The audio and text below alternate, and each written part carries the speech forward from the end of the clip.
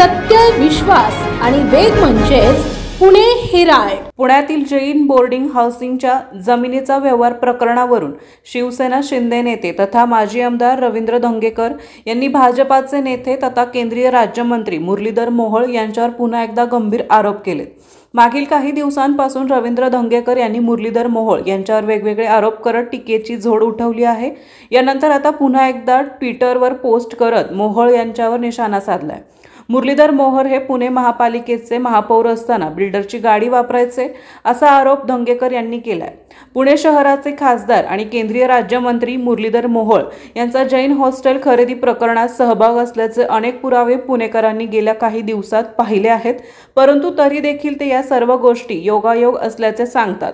मी आपणास काही माहिती देऊ इच्छितो। मोहोळ हे खासदार होण्याच्या अगोदर पुण्यनगरीचे महापौर होते। हे महापौर असताना पुणे महापालिकेची अधिकृत शासकीय पाटी लावून महापौर पांढऱ्या रंगाची इनोवा क्रिस्टा वापरायचे। त्या गाडीचा नंबर होता MS12 SW0909। ही गाडी ना मोहोळ यांची होती ना पुणे महापालिकेचे शासकीय वाहन। ही गाडी होती कोथरूडच्या बडेकर बिल्डरची असा आरोप रवींद्र धंगेकर यांनी केलाय। हेच ते बिल्डर आहे ज्यांनी जैन हॉस्टेल खरेदी करण्यासाठी 2 नंबरचा लिलाव लावला आणि हे देखील पुन्हा मुरलीधर मोहोळ यांचे पार्टनर। पुणे महापालिकेत महापौर हे संविधानिक पद सांभाळत असताना एका खासगी व्यावसायिकाचं वाहन वापरणं हे महापौराच्या नीतिमत्तेला धरून आहे का?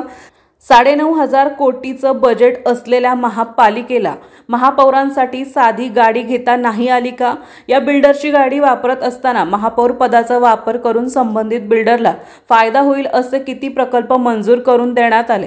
विशेषतः कोथरूड भागात मोठ्या प्रमाणात सोसायटीचा पुनर्विकास प्रकल्प बडेकर बिल्डरला देण्यात आलेले आहेत, अशी टीका रवींद्र धंगेकर यांनी केली आहे।